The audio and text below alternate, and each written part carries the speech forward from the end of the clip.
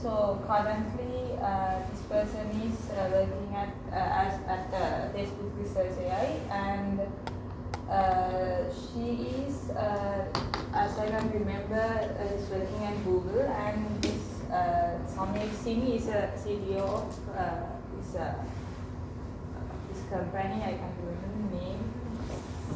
If AI something. And so let's look at what is an adversary.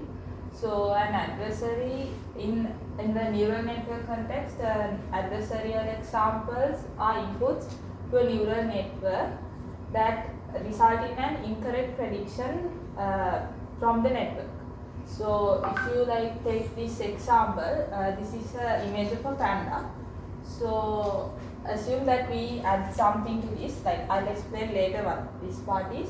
So if we add this, assume it's some kind of a noise to this image, and then we get this image as a resultant. So for us, this is still a panda, but when we input this to the neural network, it identifies it as a given. So given is this guy. And so what happens here is, using these adversarial examples, we trick the neural network to predict something that is not true. So these adversarial examples exploits the vulnerabilities in the decision boundaries of the neural network. And so most of you must have seen this earlier. So this is an optical illusion. This is how these adversarial examples work as well. So as this one tricks our human brain, the adversarial examples also trick the neural networks.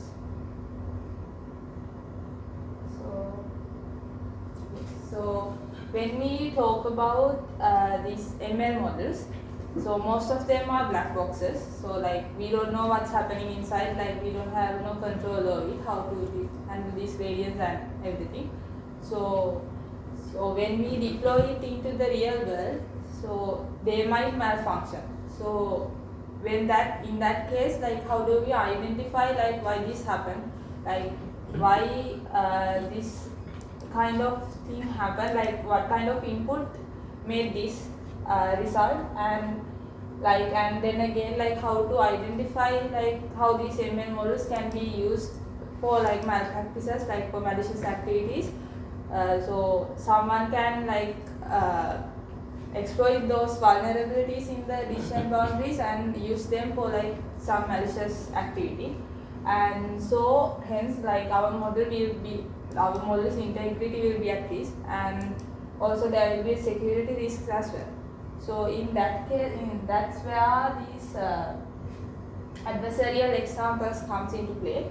So using them, we can reveal the weaknesses in these models and evaluate the robustness and the security of the model, and again improve the model interpretability, explaining why this kind of prediction happens when this input, when we give this input, and also benchmark the model performance and understand the vulnerabilities of the model.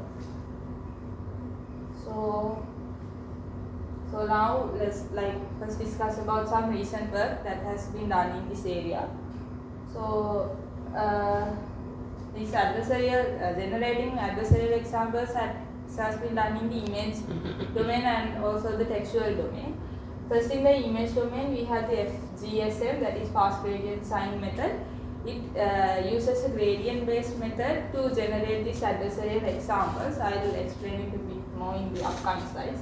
And then in 2016, we have an extension of that GSM, and then JSMA, that's Jacobian-based salience map attack, again in 2016. So what happens here is they compute these salience maps and with the gradients, defining how important each feature is, and then we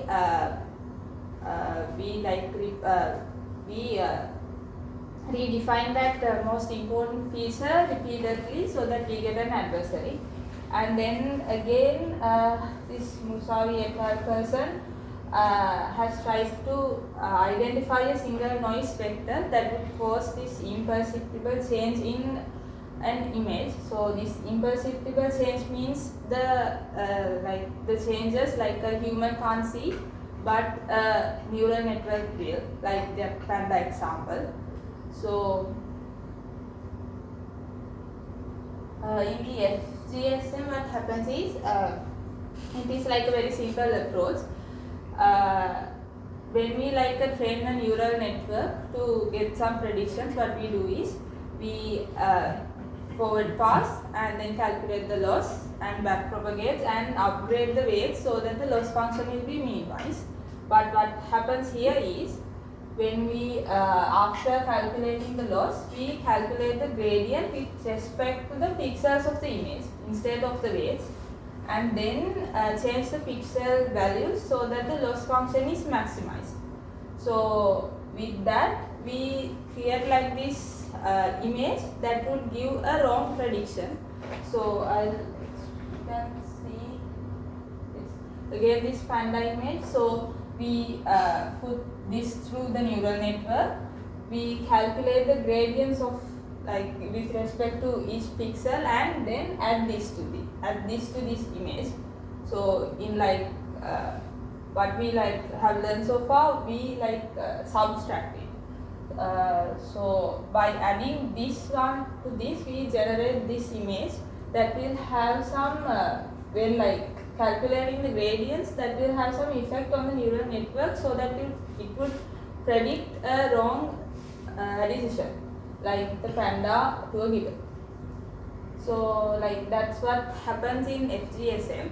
So the issue with these kind of approaches are the FGSM, the JSMA and everything is that we need white box models. We need to identify what we need to know what happens inside that model. We need to have access to these gradients and the parameters and everything. So these methods can't be applied on the black box models. So that's the issue with these kind of work. And then in the textual domain, in 2017 they have used predefined rules and candidate words for substitution in the sentence, and also in Lee et al. Has used different levels of representation erasure, erasing different parts of the sentences, and again replace tokens with random words and also corrupt text with character level noise. The issue with these things is that this would generate sentences that will not be grammatically correct. They are not semantically correct, and the humans can't interpret why this is happening, why this kind of wrong predictions would happen because of this.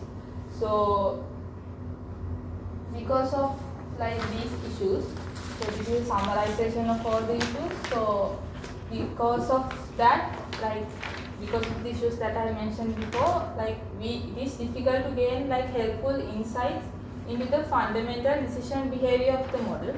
So why is the decision different for the adversary, what to change in order to prevent this behavior, and also is the classifier robust to natural variations. So so far the examples that I've shown is not natural. This one as well, a human can't see why this kind of image give this wrong prediction. So these are all unnatural things. This the authors have mentioned that this won't most likely happen when it is deployed in the practical world. So because of that, they propose this method that is generating natural adversarial examples.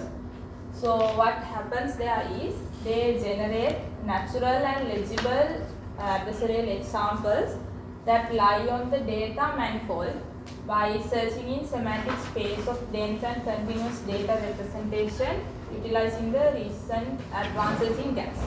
So I'll go word by word since this is a very long sentence. So you already know what is natural and legible. Natural is how similar this adversarial example is to the input data, legible means the interpretability of those examples, and this data manifold is the space that the input data lies on. So the adversarial example will also lie on that data manifold, so that it would be more natural and like more similar to the input data.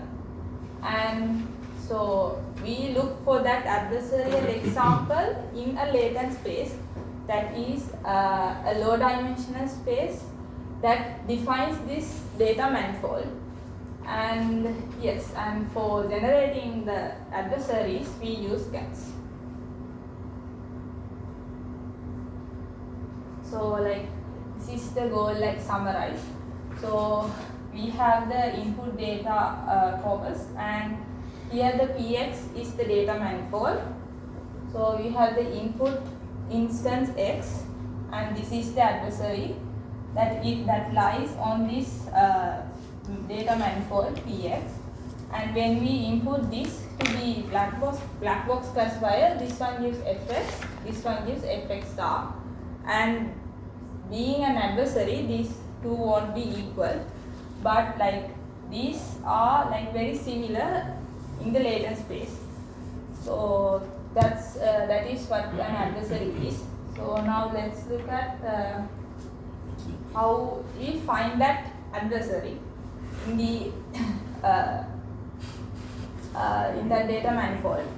So here, instead of directly searching in the input data space, we search in a latent space. The latent space is this Z space that defines the distribution Px, and then we find such adversary, this Z star, and then map it back to the data manifold space, map it back to the X star.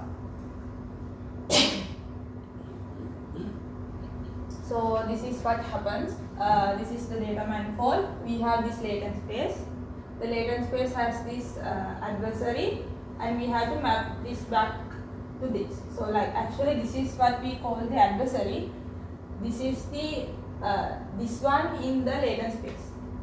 So what we need here is a mapping from this latent space to this data manifold. So for that we use a GAN. Yes. So for that we need a GAN. So this Gaussian normal space is mapped to this X space using a generator, and as you know, the critic will give like if this is fake or real, and like we do the training here. And in this paper they use the WGAN. So in the WGAN the difference is this loss function. So in the normal GAN, what we do is like, you know, this is the probability of a real image being a real, being detected as real, and fake image being detected as fake. So what the discriminator tries to do is maximize this whole thing, and the generator tries to minimize this. But in the WGAN, what happens is in the WGAN, so instead of probabilities, they calculate the difference between the generated image and the real image, and then the generator tries to minimize it, and the critics try to maximize it. So that's what happened in WGAN. So because of this loss function, this method is more stable, and it provides more meaningful variance to the generator as well. And so so that's what happens. So we train this generator such that it will map this space into the X space. So now we have a generator, yes. and then we also have this inverter. So what the use of this inverter is that while training we have the input data space, right, the X space. So we need a method to map that X space to this latent space.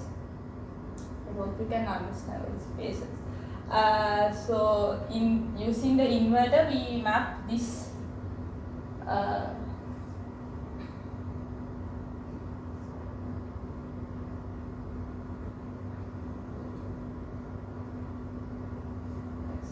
So using the inverter, we map the data instances to the corresponding latent space or the dense representations. So for that, we have a different loss function.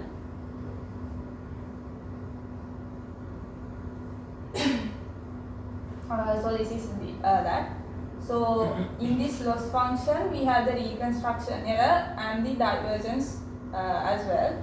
So for the reconstruction error, we have this x, we put it through the inverter and we get this I gamma x, and then we again map it into the x space, like reconstruct this x space, and we get this g theta I gamma x, and then we have this reconstruction error.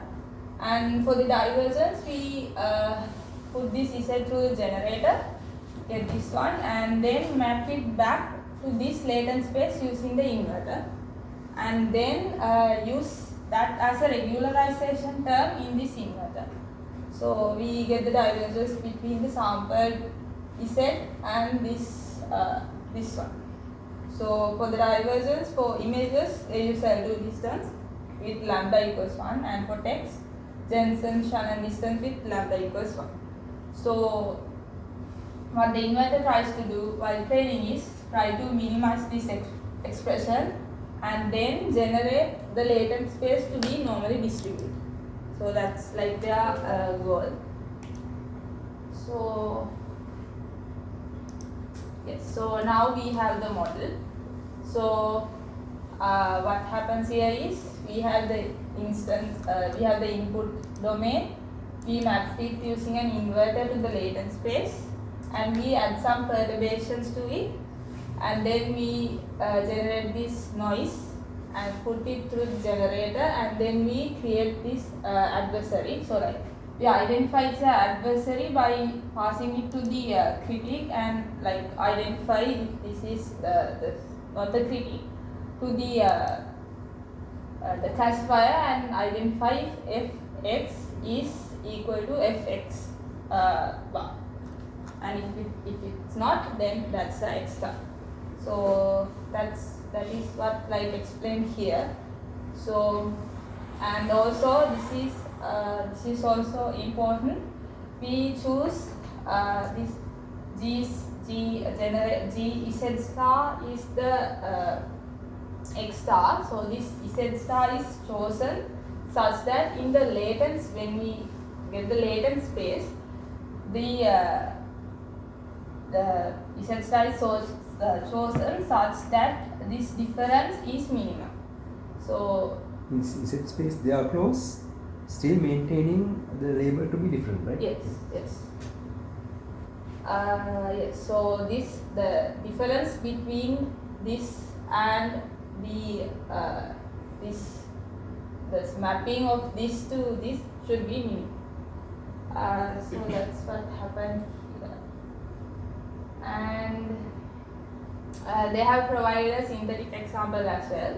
So first we have the input data. This is the input data manifold. We map it using the inverter. We get this latent space, and then again reconstruct this data manifold using the generator. So from that we can see the x, the instance, the input data instance maps to this x star. So this horizontal line is the decision boundary. So as you can see, since this x star is just above this decision boundary, it gives a wrong prediction. So this is what we get from the FGSM. So the issue is that this does not lie in the data manifold, therefore it is not natural. This will be more natural since it is in the data manifold. And for identifying that x star, we have these two algorithms. First one is iterative stochastic search in the latent space. So here we have the black box classifier, the input instance, and the input data like space x. and what happens here is we like first train the generator and the inverter. We get the y equals x, y equals fx, and map this x to the z domain using the inverter, and also we define like a radius. So what happens here is we have this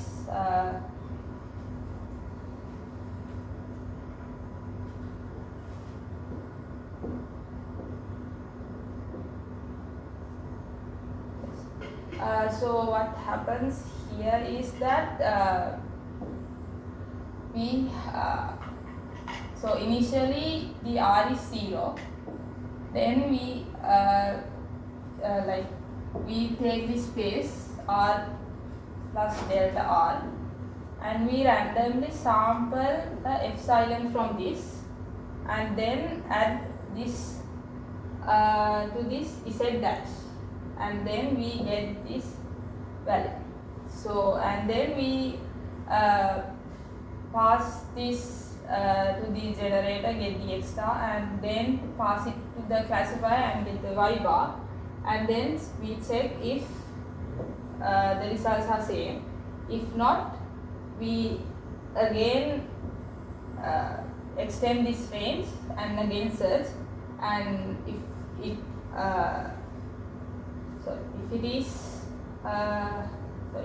it is not same, we add this as an adversary.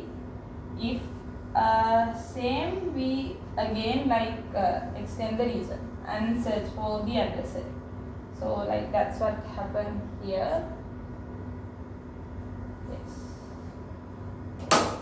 And then we have another algorithm. So this one is the hybrid shrinking method. So the authors have mentioned that this speeds up the process by 4, but like actually I can't understand what's happening here, but in a high level what it does is it searches for adversary in a wide search range, and then like recursively timing the upper bound for the search range, so that it will like speed up the process. So,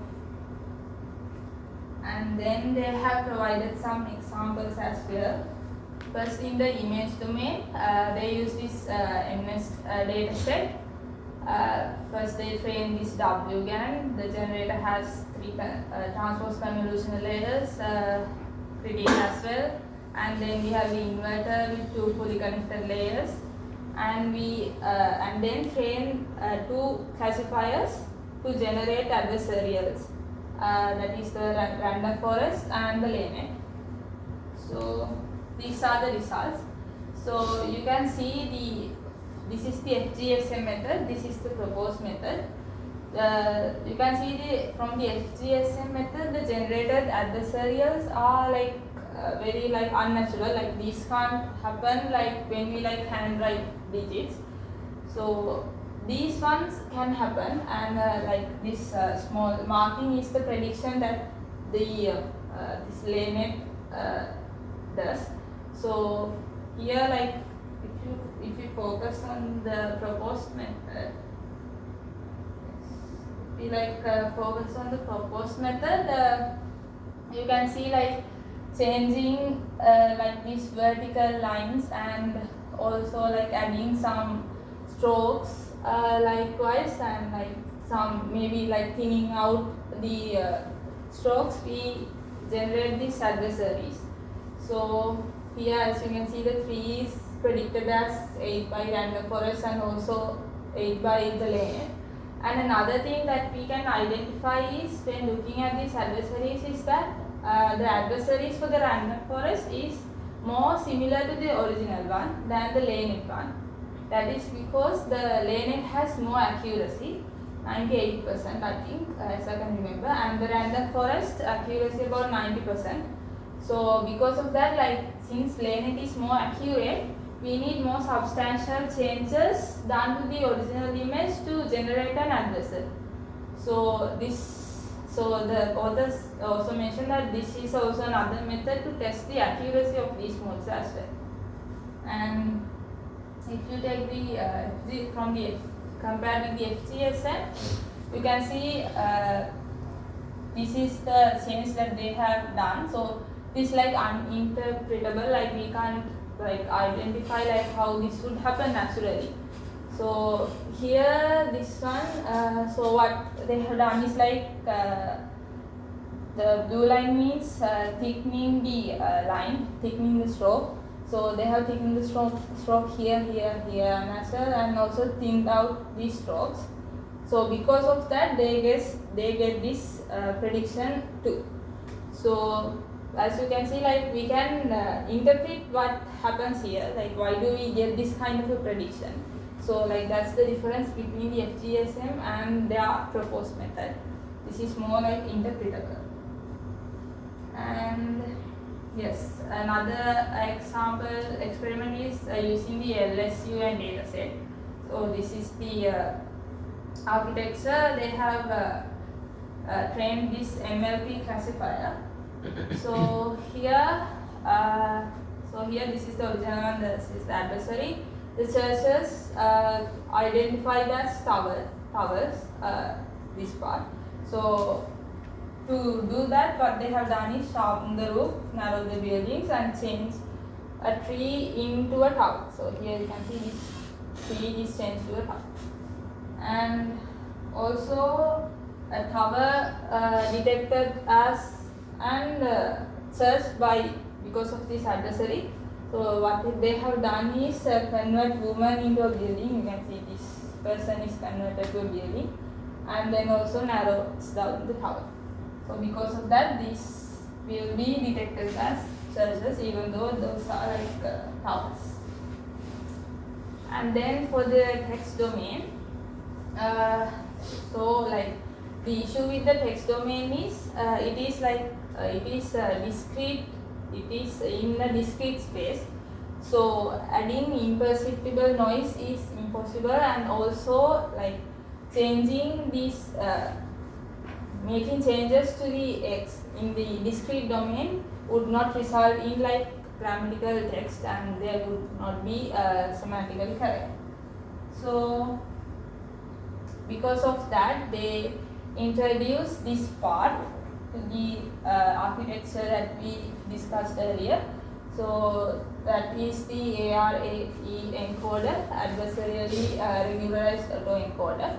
So what this guy does is it maps this discrete X space into the continuous C space, and also decodes this continuous space to the discrete domain.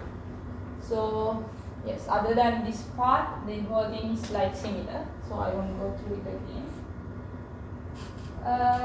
And for testing this out, they have used this SNLI dataset, and yes, and then they have this encoder, decoder, and the inverter as well. They train 2 MLPs for each of the generator and the inverter. And what they does is like first train the ARE components using the WGAN strategy, and then train the inverter. So like for the training, these are the loss functions that they have used. This one is for the inverter, and the other ones is for the generator, critic, and the encoder decoder. So these are some examples. So this is the original sentence. These are the adversarial examples. So the sample derivations that they have done. So some dogs are running on disabled fields. Adversary, like some dogs are running on a grass field likewise. And then we have the textual entailment task. So what happens here is, for this they need to evaluate the common sense reasoning for language that will require both the natural language understanding and also the logical inference for text snippets. So what they do is like classify a pair of sentences, that is the premise and the hypothesis, based on these 3 categories. The hypothesis is entailed by the premise, or it contradicts the premise, or it is neutral to it. So here we have the original one, the premise and hypothesis. So in this experiment, they keep the premise fixed and generate adversaries for this hypothesis and checks the label. So we have the man wearing blue jeans, shorts is breeding, and the man is walking his dog as the hypothesis. So this is a contradiction. But when we add the perturbations, this changes into entailment. For this change neutral. So these are like 3 models that they have used as classifiers to test this out. And for machine translation as well. So for machine translation, they have to like define this adversary for the machine translation separately. So they does this by give a probing function that would test the translation for certain properties. So once that may lead to linguistic insights and also detect potential vulnerabilities. So yes, so they use the same generate and invert as in the entailment and find adversaries using Google Translate model from English to German. So if you look at the examples, you can see here. So this one is where the German word for stand is not in the translation. So by this adversary, they generate this word for the translation. So likewise, so these kinds of method can be used as a tool to understand or learn different languages. As you can see, this word is introduced newly to the translation because of this adversary. And then this one as well. So this is a vulnerability that they have identified.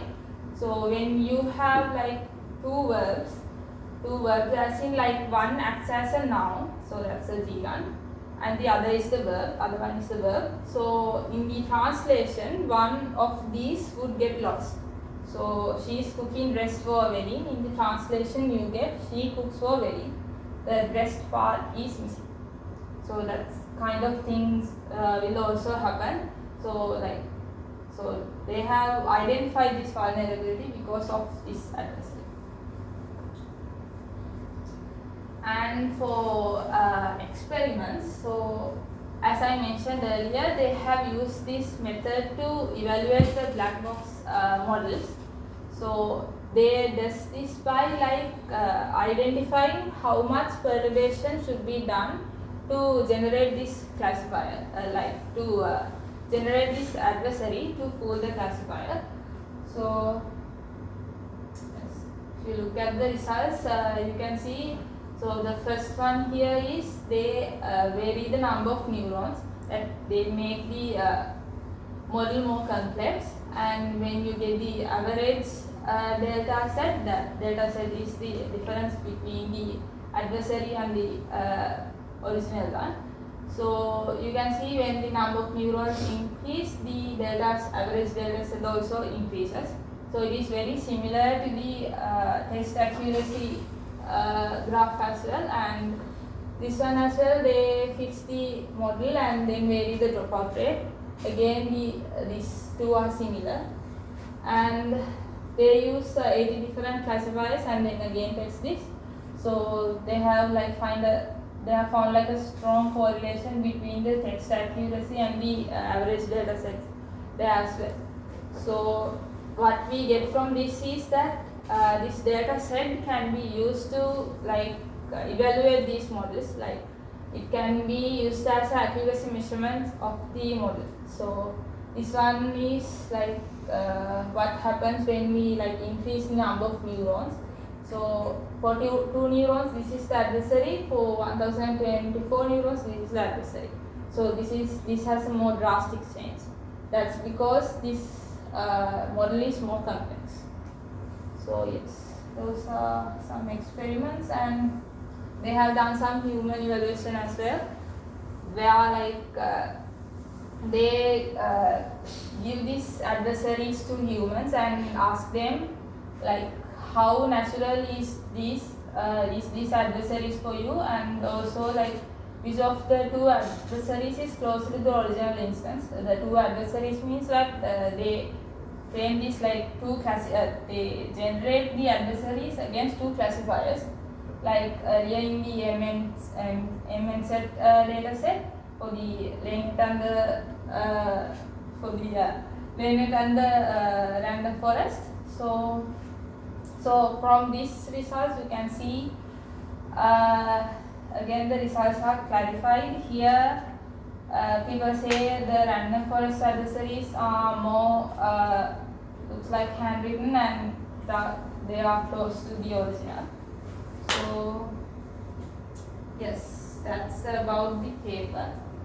So have any questions?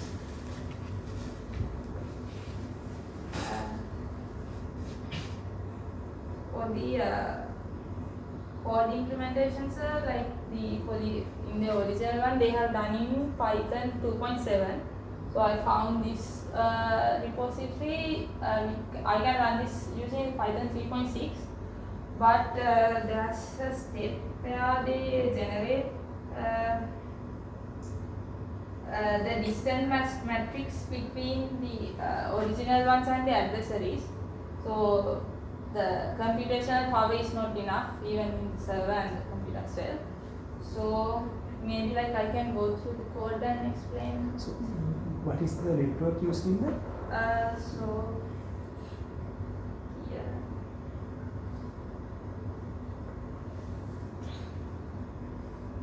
What's an NLP example?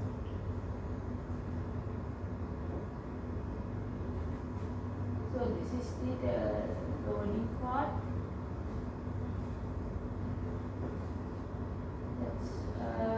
So they use these sentiment models. Like what they does in this task is like classify the sentiments. Using the INTV data set. Yes. So maybe it's an LST, that's why it's taking time.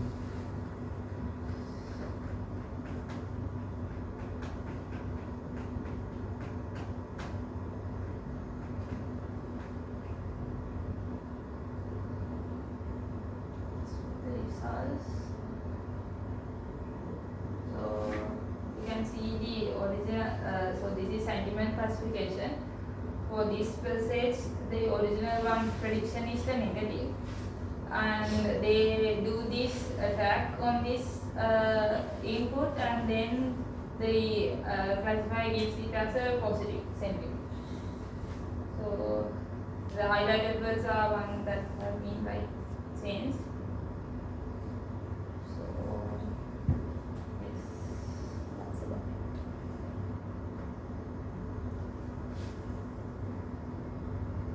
So somehow training the inverter is the key to this, right? Yes.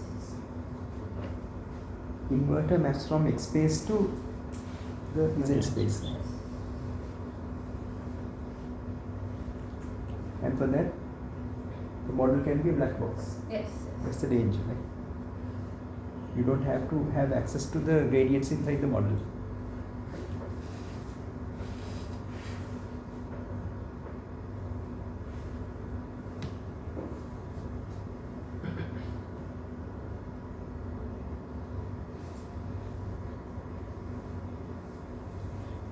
In the loss, you mentioned that a reconstruction loss and an L2 loss. Yes. So can you explain the difference? So in the reconstruction, is it? The reconstruction is like. Isn't it a pixel-wise loss? So won't they be the same? The reconstruction error is not in the pixels. It's like the error in like generating that space.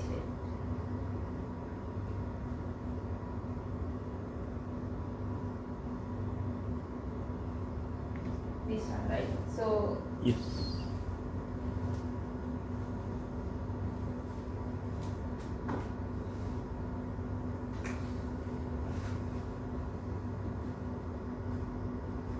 Yeah, that. so wait.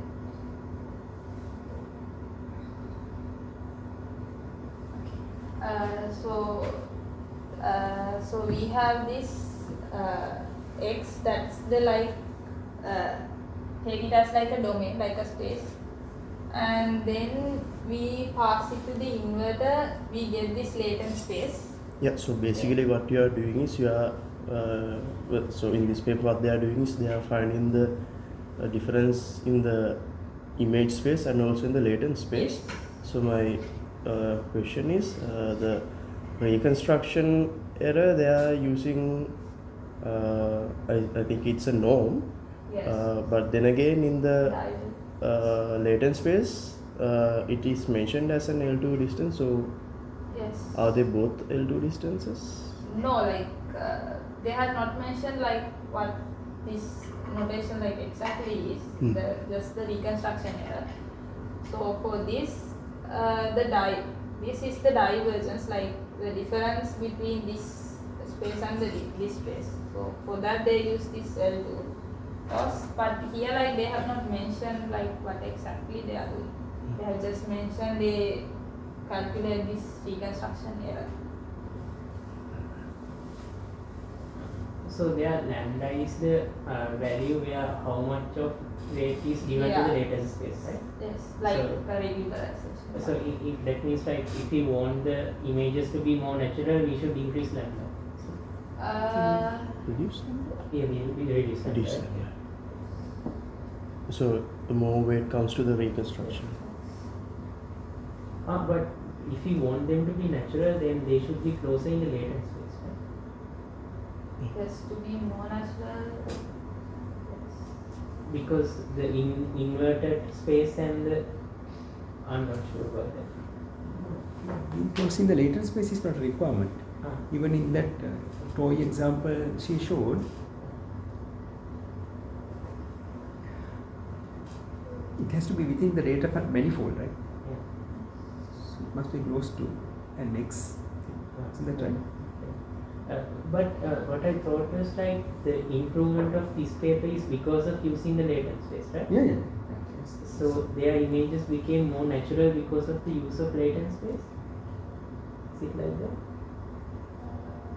Yes, so like the earlier methods, they don't like generate the adversaries in that data manifold.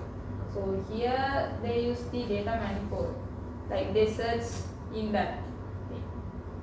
So if we increase how much of weight we give to selecting the images from the data manifold, then images should become more and more natural, right?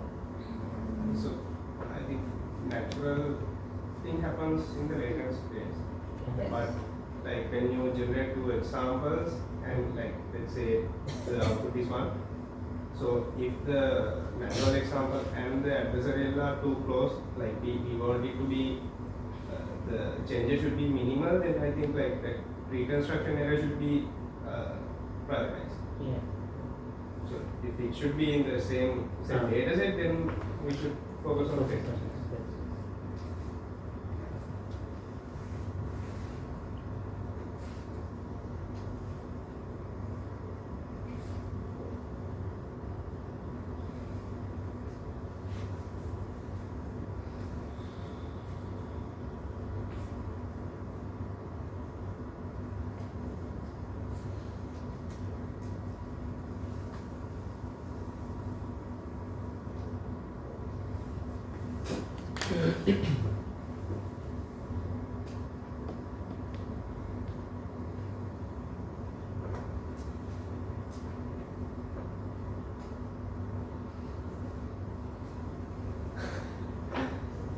So I also had a question, like a doubt while I was going through the paper. Like in the, it's just I was struggling with just a sentence. If someone go through this in the fourth page, there is a topic, the handwritten digits.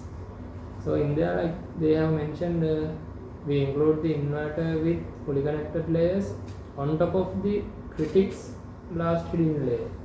So I was struggling to understand what they have mentioned there. So someone have went through that, can explain. So because the as I understood, the inverter have nothing to do with the critics output. So like I also had that problem like why Little bit, yeah, here. In the handwritten digits. where they explain this one, right? To be connected there. Yeah, fifth line. Yeah. This Like I also didn't understand like why they are doing like this kind of architecture. So like in the diagram as well, they have not like mentioned. measure that this Yeah. kind of thing. Yes.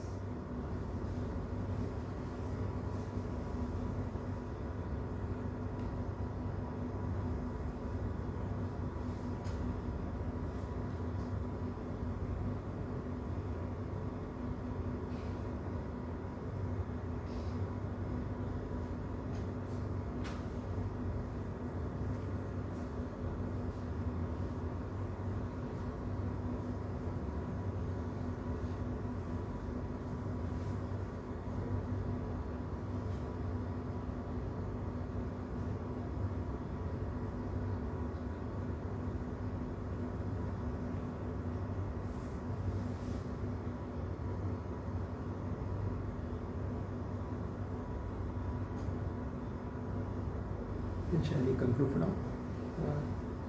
Yes. Not answer them, sorry. Yes. Thank you very much for the discussion.